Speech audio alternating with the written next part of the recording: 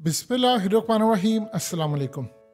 पाकिस्तान की टीम भारत चली गई है और आप सब ने देख लिया है कि जिस तरह पाकिस्तान की टीम का इस्तकबाल हुआ है, यानी वो देखने लायक है, वो कमाल है, वो सारी दुनिया ने देखा है।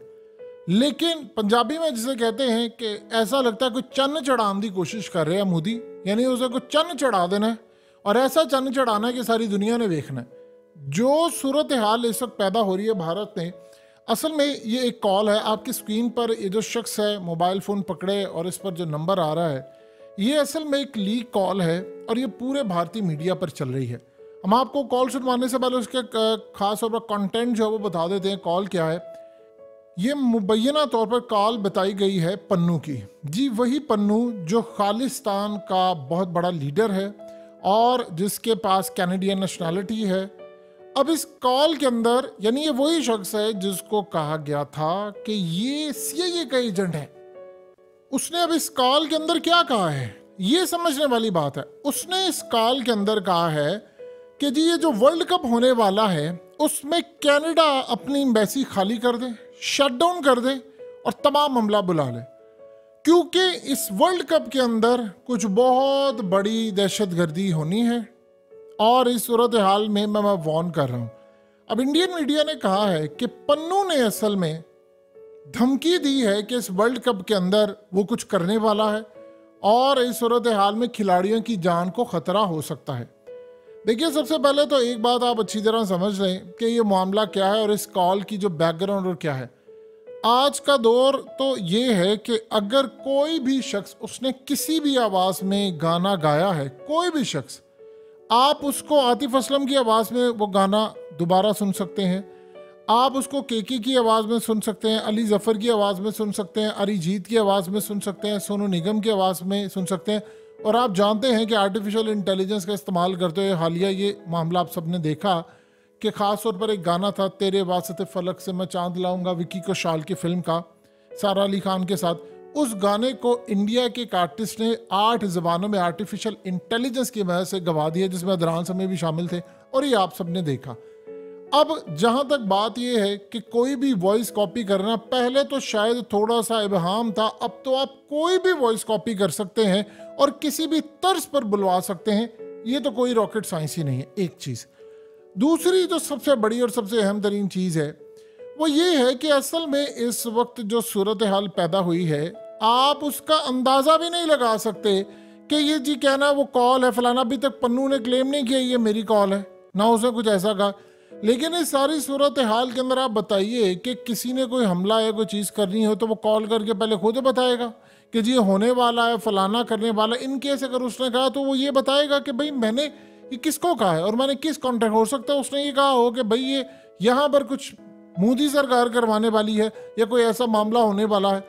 अब इस सारी सूरत हाल के अंदर ये स्ट्रेटजी तो हमेशा तो इसराइल इस्तेमाल करता रहा। अब इन्होंने ये जो काम किया है ये तो कुछ बड़ा ही अजीबोगरीब मामला है, यानी आप उसका अंदाजा भी नहीं कर सकते कि असल कहानी तो आपकी यहाँ पर शुरू होती है कि सिखों का बंदा मरा है, हरदीप सिंह नजर। पहले भारत के ऊपर इल्ज़ाम लगा और सबूत उसने कनाडा ने फराम किए, 5 ममालिक ने किए। उन्होंने उल्टा कह दिया नहीं यार ये तो पाकिस्तान ने करवाया था, उन्होंने उसके ऊपर पाकिस्तान का इल्ज़ाम लगा दिया। अब आप ये देखें कि सारी सूरत हाल में एक बड़ी अजीबोगरीब चीज़ है और वो ये चीज़ है कि मोदी इस वक्त खामोश बैठा हुआ है। यानी ना अमित शाह ने बयान दिया ना कुछ बयान दिया है, कोई चीज़ ऐसी नहीं है। यानी ये पन्नू ने उस जानिब लट से अगर इसकी काल ठीक मान लेते, उसने खुद तो नहीं कहा कुछ होने वाला, ये कह रहे हैं कि वो करने वाला है, करवा कर नाम किसी और का लगा देंगे। ये आपको पता है कि भारतीयों की पुरानी स्ट्रेटजी और ये मामला क्या है। अब इस सारी सूरत हाल के अंदर वहाँ पर जो टीमें गई हैं वहाँ पर जाहिर सी बात है पूरी दुनिया का वर्ल्ड कप हो रहा है और ये कितनी ज़्यादा तकलीफ-दह बात है कि पूरी दुनिया के मामला इस वक्त स्टेक पर लगे हुए हैं। यानी आप देख लें कि पाकिस्तान की टीम वहाँ पर पहुँची है, हमारा इस्तकबाल हुआ है, लेकिन हमारी जान को किस तरह इन्होंने मुश्किल में डाला हुआ है और एक इस तरह की चीज़ और इन्वायरमेंट क्रिएट करके कह रहे हैं कि भाई पाकिस्तान समेत सबकी यानी कुछ होने वाला है। अब आप ये देखें, एम्बेसीज को खाली करने का जो ऑर्डर आता है वो कब आता है? वो तभी ऑर्डर आता है एम्बेसीज को खाली करने का कि जब पूरी दुनिया के अंदर कोई बहुत बड़ा, जिस तरह 27 फरवरी पर बहुत सारी एम्बेसीज को कह दिया गया था कि आप खाली करें क्योंकि उस दिन न्यूक्लियर हमले का खतरा था। तो ये इस तरह की सूरत हाल जब होती है तो सबसे ज्यादा नुकसान तो एम्बेसीज का होता है, उसके अंदर रहने वाले अमले का होता है। अब भारत देखिए कुछ ना कुछ प्लानिंग कर रहा है। देखिए 3-4 चीजें बड़ी खुल के सामने आ चुकी हैं और बड़ी अजीबोगरीब है।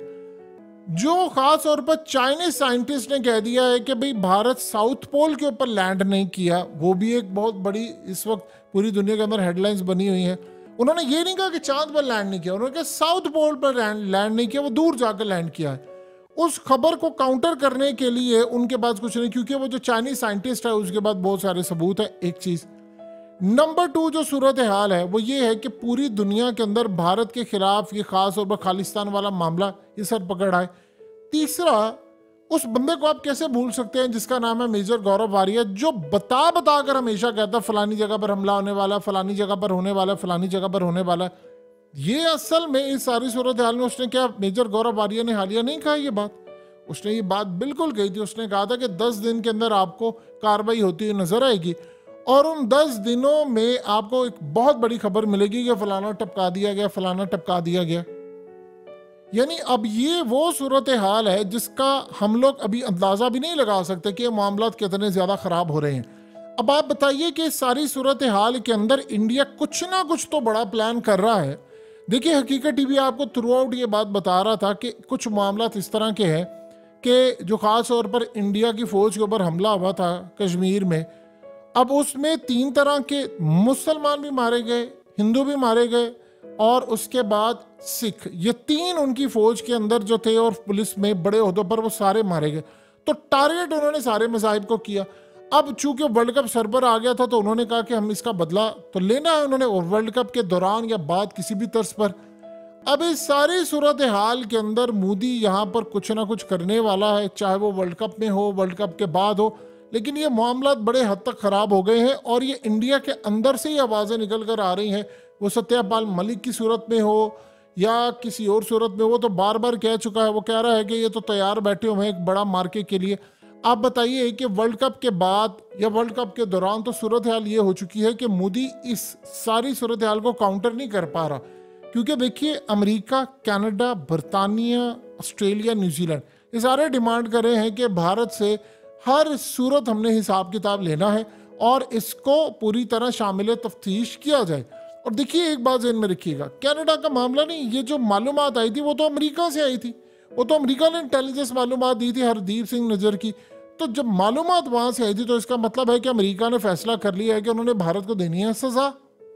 उधर आप देख लें कि उनके वजीर खारजा भारत के जयशंकर कह रहा है भाई हम तो मॉस्को के साथ खड़े होंगे, हम तो रूस के साथ खड़े होंगे, जिसने जो करना कर ले। तो ये लड़ाई जो इस वक्त हो रही है ये तो बड़े पैमाने पर खराबी का बायस बनने जा रही है। यानी आप ये देख लें कि वो वहां पर चुप नहीं बैठेंगे, ये किसी सूरत में चुप नहीं बैठने वाले।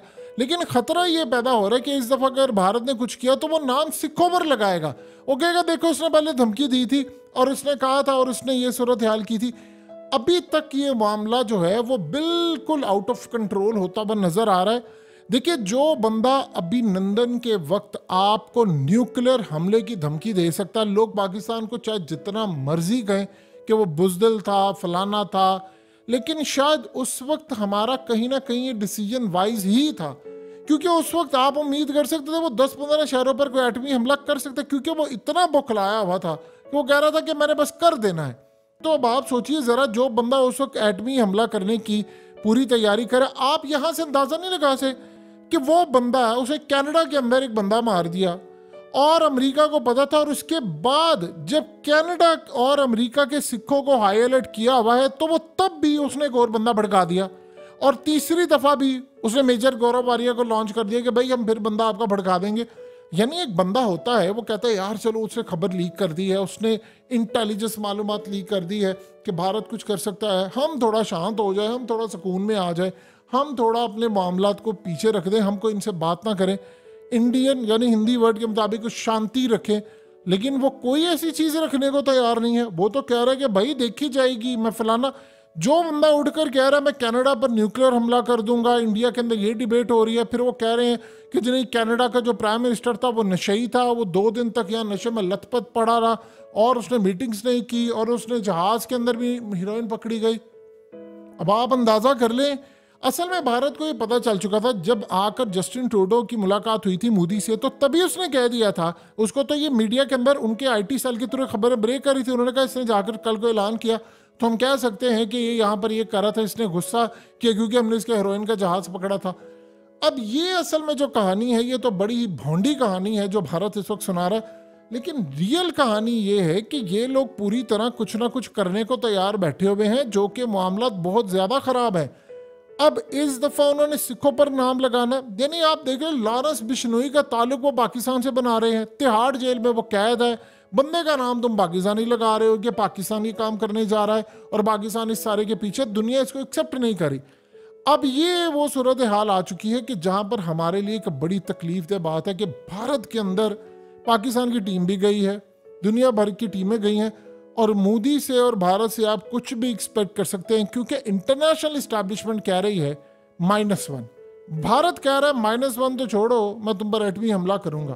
तो इस सारी सूरत हाल के अंदर जो मामलात हैं वो बहुत ही ज़्यादा कुछ अजीबो गरीब रुख इख्तियार किए हुए हैं, और पाकिस्तान नहीं पूरी दुनिया को ये लग रहा है कि मामलात बिगड़ने वाले हैं और मौसम भी बहुत सख्त बिगड़ने वाला है।